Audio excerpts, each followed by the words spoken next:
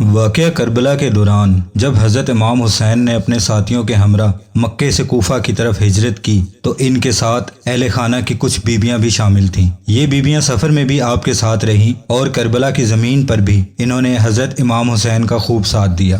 9 محرم الحرام کو حضرت امام حسین نے ان میں سے 6 بیویوں کو حکم دیا کہ تم کربلا کی زمین چھوڑ کر ہندوستان کی طرف ہجرت کر جاؤ۔ بیویوں نے عرض کیا کہ ہم ایسے حالات میں آپ کو اکیلا چھوڑ کر بھلا کیسے جا سکتے ہیں؟ امام حسین رضی اللہ تعالی عنہ نے فرمایا کہ میں مجبور ہوں، کیونکہ یہ حکم مجھے حضرت علی رضی اللہ تعالی عنہ کی طرف سے موصول ہوا ہے، لہٰذا بہتر ہے کہ آپ لوگ کربلا سے ہجرت کر کے دور چلی جائیں اور کربلا چھوڑ کر ہندوستان کی طرف سفر کریں۔ کربلا چھوڑ کر ہندوستان کی طرف آنے والی بیبیاں کون تھیں؟ انہوں نے کیسے کربلا سے لاہور تک ہجرت کی اور لاہور میں ان کے ساتھ کیا واقعات پیش آئے؟ آج کی ویڈیو کا موضوع یہی ہے۔ ناظرین گرامی، ویڈیو میں آگے بڑھنے سے پہلے آپ سے گزارش ہے کہ اگر ابھی تک آپ نے ہمارے چینل کو سبسکرائب نہیں کیا تو براہ مہربانی ہمارے چینل کو سبسکرائب کر لیں اور بیل آئیکن کے بٹن کو دبا دیں تاکہ اس طرح کی اچھی اور معلوماتی ویڈیو کا نوٹیفیکیشن آپ کو بر وقت ملتا رہے۔ سب سے پہلے صلوات پڑھ لیجئے، اللہم صلی علی محمد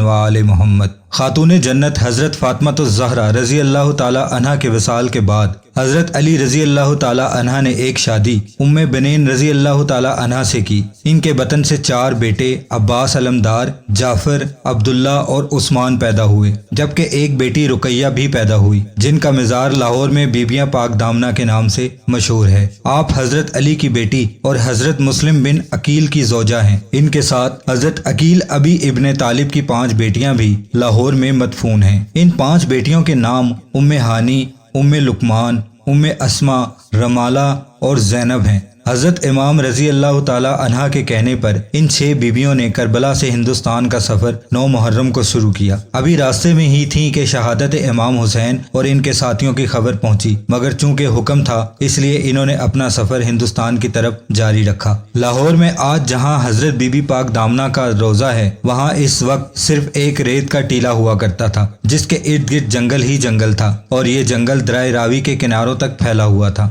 اسی جنگل کے پاس لاہور کی قدیم ترین آبادی تھی جو کہ اس وقت چھوٹی سی صورت میں موجود تھی۔ اسلام چونکہ اس وقت تک ہندوستان میں نہیں پہنچا تھا، لہٰذا یہاں سبھی لوگ مشرک اور بتوں کی پوجا کرنے والے تھے۔ لوگوں پر اس وقت ایک ہندو راجا حکومت کیا کرتا تھا جس کا نام مہابرن تھا۔ اس کا ایک بیٹا تھا جس کا نام قبر و کرما تھا۔ جب یہ 6 بیویاں لاہور کی سرزمین میں داخل ہوئیں تو یہاں پر موجود تمام بت اور مورتیاں اپنی جگہ سے گر پڑیں، اور جس آگ کی یہ ہندو پوجا کیا کرتے تھے وہ آگ ٹھنڈی ہو گئی۔ شہر میں آمد کے ساتھ ہی ان بیبیوں کی روحانیت کا یہ عالم تھا کہ کفر پر لرزہ طاری ہو گیا۔ جب لوگوں نے اپنے مندروں کی یہ حالت دیکھی تو شہر میں ایک کوہرام سا برپا ہو گیا۔ راجا نے اپنے تمام وزیروں مشیروں کو اکٹھا کیا اور ان کو اس واقعے کی تحقیقات کا حکم دے ڈالا۔ پتہ لگایا کہ کچھ پردیسی اس شہر میں داخل ہوئے ہیں اور ان کے آنے کے بعد ہی ایسا ہوا ہے۔ چنانچہ بادشاہ نے اپنے وزیروں اور سپاہیوں کے ساتھ اپنے ایک بیٹے کو بھی ان کے ساتھ بھیج دیا اور حکم دیا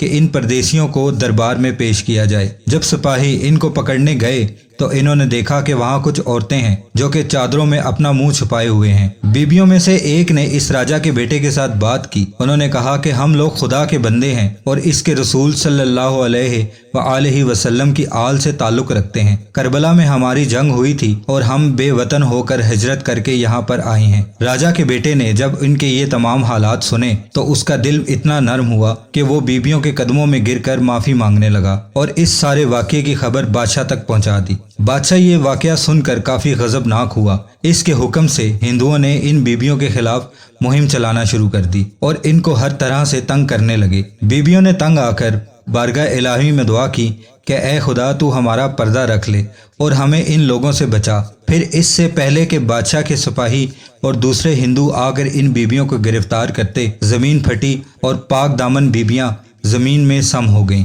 ان کی قبروں کی نشاندہی کے طور پر اللہ رب العزت کے حکم سے ان کی چادروں کے کونے باہر رہے۔ بادشاہ کے بیٹے نے جب یہ سارا منظر دیکھا تو وہ مسلمان ہو گیا اور اس نے ان بیویوں کی قبریں بنا کر ان کی دیکھ بھال کرنے کا کام سر انجام دینے لگا۔ بادشاہ کا بیٹا جب مسلمان ہو گیا تو اس وقت اس کا نام عبداللہ رکھا گیا، جو کہ بعد میں بابا خاکی کے نام سے مشہور ہو گیا۔ بابا خاکی کا وصال سن 101 ہجری میں ہوا اور اس کا مقبرہ بھی اسی مزار کے اندر موجود ہے۔ برِ صغیر میں ہندو بادشاہوں کے بعد مسلمانوں کی حکومت آئی اور یوں کئی سال گزرنے کے بعد حکومت مسلسل بدلتی رہی اور ہر دور میں ان بیبیوں کے مزار پر لوگوں کا رش ایسے ہی جاری رہا۔ سن 410 عیسوی میں جب سلطان محمود غزنوی نے ہندوستان پر حملہ کر کے اس کو فتح کیا تو لاہور آنے کے بعد اس کو معلوم ہوا کہ یہاں حضرت علی رضی اللہ تعالی عنہ کی صاحبزادی کا مزار ہے، تو اس نے ان مزارات پر پختہ حویلیاں اور اندرونی برآمدیں بنوائے۔ اس کے بعد بادشاہ اکبر کے دور میں اس مزار کی تعمیر دوبارہ کی گئی اور خانقاہ کی عمارت میں توسیع ہوتی رہی۔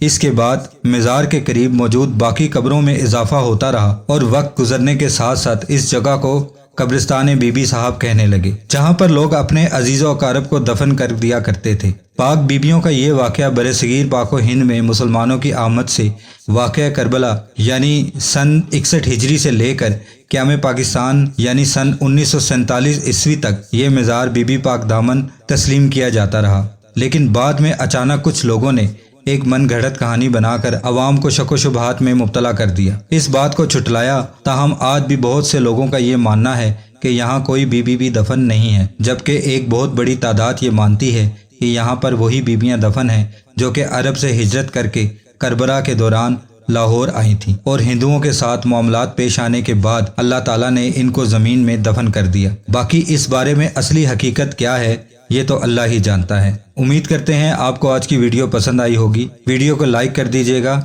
السلام علیکم ورحمۃ اللہ وبرکاتہ۔